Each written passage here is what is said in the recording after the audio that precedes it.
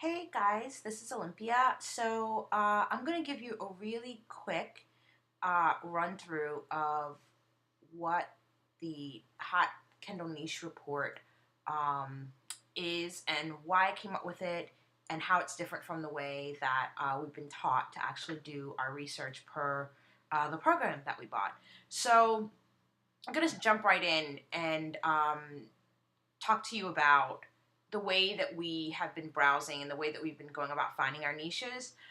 So for me, and all of us, I believe, originally the way we were taught to go in is to basically go into books and Audible, Kindle books, and then once you get inside of, and this is on the Amazon.com page website, once you get inside the bestsellers list, to just kind of casually browse through here, click about, find topics that are selling, click through here. Uh, if you see anything popping out multiple times, then you go and say, okay, well, all those things selling, and if they're selling, then I will make a book about it. And by selling, we were told that, to look into things that were less than, 60K or what have you. So what I found, I believe that there's two faults to that way of looking, that way of starting the process. One, it's somewhat aimless in regards to where you go and where you'll end up. So if depending on how much time you have and your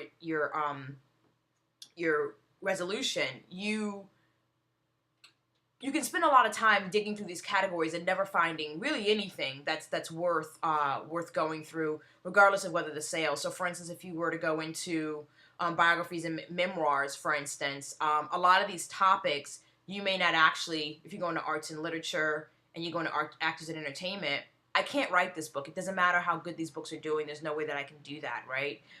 So if I were to say come back out and maybe go to a different category, I could very easily say arts and photography. I can very easily go through here and spend all day browsing through these, trying to find common themes, and then realizing that each time that I find a common theme, that the numbers just don't add up. So that's number one. That's the first thing that I changed with my report. The second thing that is a major issue is that you very oftentimes, pretty much, if you're looking at things that are 60K, it's not until you actually publish a book that you truly understand what it means for a sales rank to be that high. Because at 60K, 50K, or even 40K, you're really only selling 1 to 2 books per day max.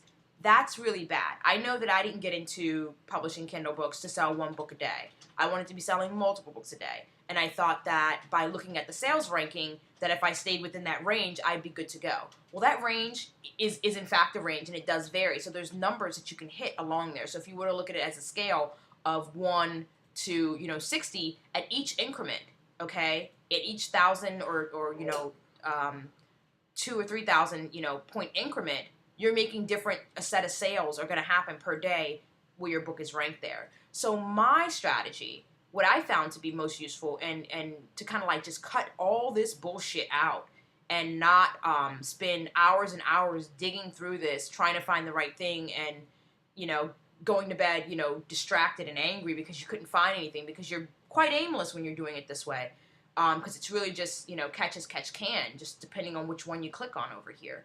I determined that if a category at its highest level, okay, meaning arts and photography, we were going this way, at its highest level, if the 20th book on that bestsellers list at the parent level of this category is below, it is, I should say, higher. If it's higher than 12, let's just say 13K, then chances are all these children, architecture, art, dance, so forth, are not going to be, chances are those children, let's say for instance, if we were to go here and click on this one, let's go inside here, and I'll just open this up in a new window and actually show you what I'm talking about. What I found is that if this book sales rank is at 4,000, that's pretty good. That means that basically everything that's bubbled up to this page here is doing very well, right? So then that actually tells you that you can investigate further, go a little bit further, and start digging down to the children. Now the problem you run into when you do this is that there's quite a few children, and architecture itself has quite a few children. But if you follow the same pattern and you go down to the 20th book once again, you open it up and you take a look, it basically tells you exactly that this category isn't selling shit. Because the 20th book, which means that all the other books, which, you know, are probably great books, are not selling either. Because this basically means that everything under architecture, everything under arts and photography, under architecture, bubbles up to this page. All of these subcategories, all these children, the best-selling children are on this particular page. So if on this page, the highest, or like the number 20th book, just in the category alone, not even worried about the topic yet, just the category, is not selling, then that means that the rest of these guys aren't selling very well either. And I'll take you through and give you an example, again, of exactly what I'm talking about. I'll go through here, I'll grab the 20th book, and this is just a fast, quick and dirty way of doing it. Look at that. That's pitiful.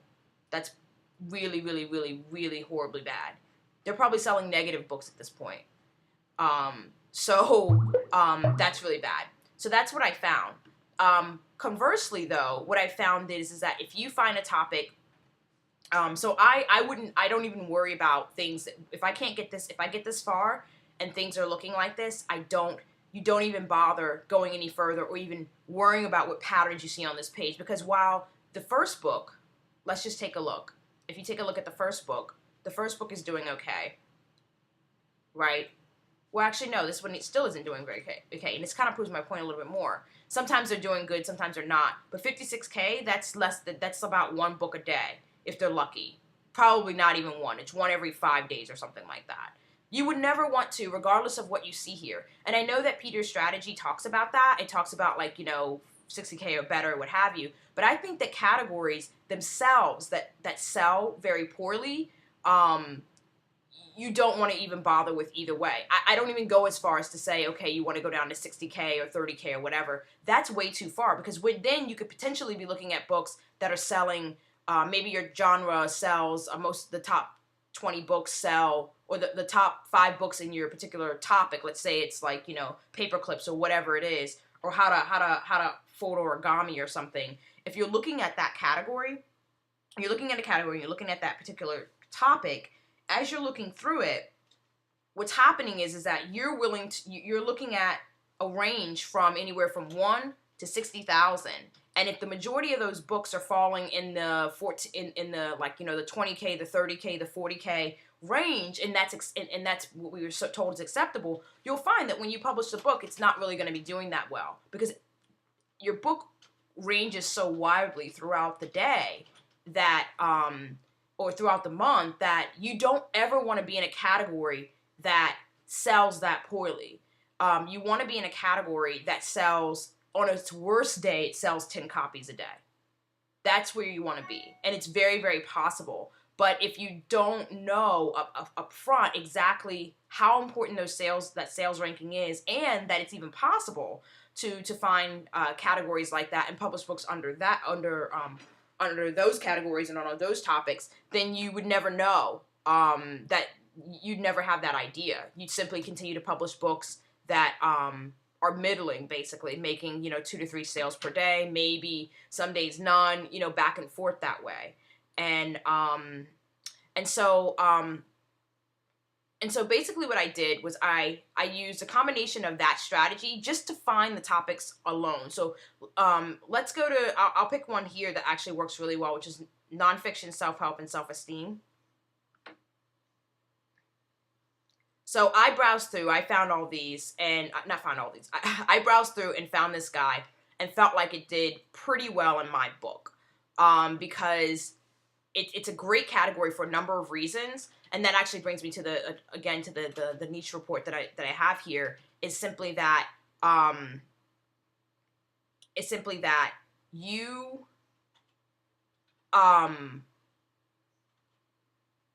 lost my train of thought for a second. So it's simply that the best categories are ones that sell really well and that have a pattern within them. You don't want something that's sort of like Inner Child, or something that's very, very kind of somewhat nebulous and so much more conceptual that you can't actually put your finger on what exactly the topics would be when you go in there.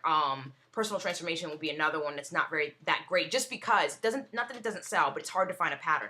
This guy here, you see mini habits, you see habit forming all over the place. It's perfect. It's perfect. So, again, if we were to go inside of this guy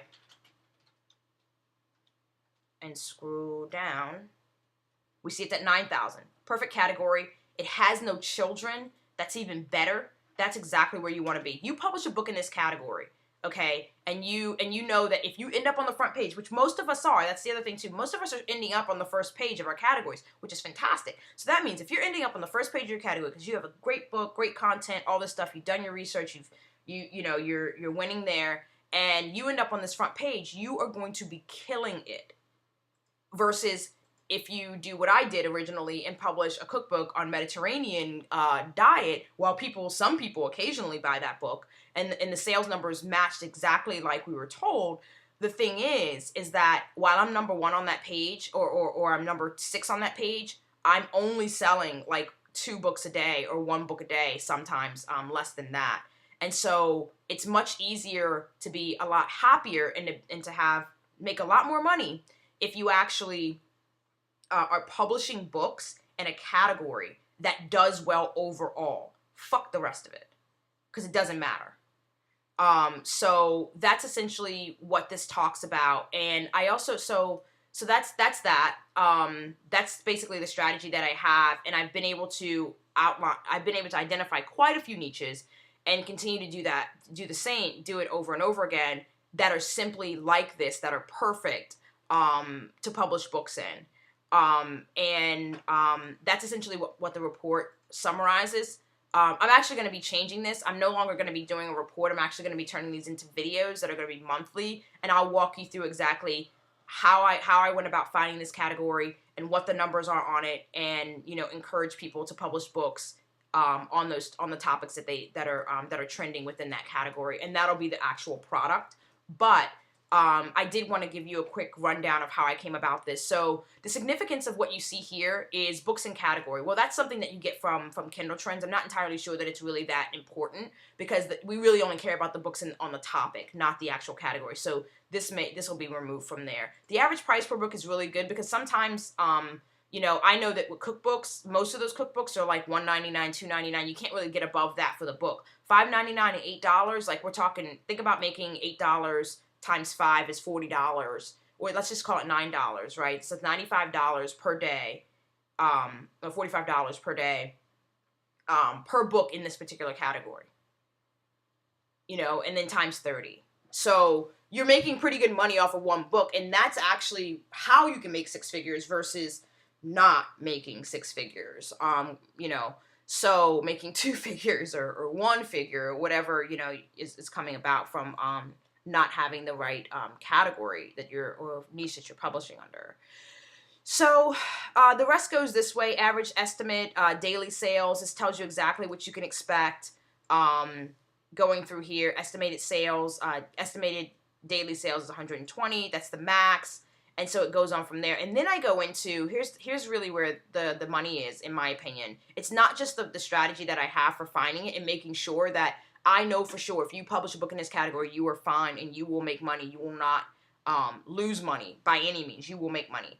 I also go through and I actually just find the trending topics. Like I go through and physically say, okay, well, these are reoccurring themes throughout these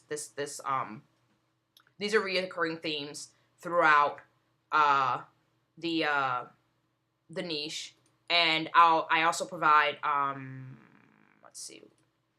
links and all the data you actually need to see that. So you have all the books, like you have the topic here, you have the book, link to the book, the bestseller rank, the length, the page length, all the stuff that we actually need in order to be able to publish our book. And you can basically just start doing your research right then and there. So that's basically it. The rest of the data comes from Kindle Trends, which is it's pretty accurate. So if we go into nonfiction, as it loads, and then I'll show you self-help, self-esteem. So these are the same numbers that I pretty much got from there, and that's how I do it, because even if you're going through and doing it this way, it's still very aimless, haphazard. There's really no real good, solid way to know where to drill down to. Plus, Kindle Trends stopped bringing in all the data like they used to. You kind of have to go out and fetch it with this little tool, this analyzer tool now anyway. So that's essentially what the report is. Like I said, I'm going to be changing it. Won't be nearly as much talking. It will be a lot more succinct. But I wanted to give you a quick rundown because you asked the question. It was very valid. And that's essentially it. I start at the point of looking at the category itself. I don't worry about, I do it, I flip it on its head, the strategy that we've been taught, because it makes more sense to worry about whether the category itself, do people actually care about parenting? You know, do people actually care about, you know, sex or relationships or, you know, spiritual new age crystals that glow in the dark, whatever it is. Do they actually care about the category as a whole? And then from there, look at the topics that are trending within that. Because if you publish a book in that category, and some of the books are doing well and some of them are doing not so well, then that means that your book is going to be somewhere between well and not so well. Well, I want to be well. I want to make sure that all the books that are in that category, regardless of how good or bad they are, people still are buying them. And that's where you want to be, because that's a sweet spot in my opinion, and that's where you really get, you know, where you can really sit back and feel confident that you're spending your money creating books that are actually going to create, that are worth the money that you're spending to have them created. So let me know what you think. Hopefully that gives you a rundown of at least what you saw in this report. But as I mentioned, I'm going to totally be changing the way that I do this. I don't think that people want to see reports. I think that people find it much easier to understand, like a quick video that runs down exactly what it is that they're looking at and what to look for and how to, you know, and then what topics to publish on, and that'll be the actual product of the monthly product. And yeah, I just think that that's just much more valuable than having to teach someone how to read a report that's kind of like, you know, it's like bits and pieces and everything. I think just need to make sure that people have a base level of knowledge about what is actually, what sales data means and all that stuff, which I'll be covering in my sales funnel and lead magnets. So once they get to this point and they receive the product, it won't be a report, it'll be a video, but it will give them a rundown and with the links and everything and show them the numbers, but the video will be the primary piece that's most important to them in terms of learning exactly why this niche works and what they can expect from it, and then moving on to feeling confident in publishing books under that category, which is exactly the purpose of the product. So hopefully that helps. Sorry I was a little long-winded, but I wanted to make sure that I walked you through and showed you exactly what we were looking at here, the good and the bad. I'm only taking the good, and I don't give a shit about the rest of it. So take care. Bye. And thanks.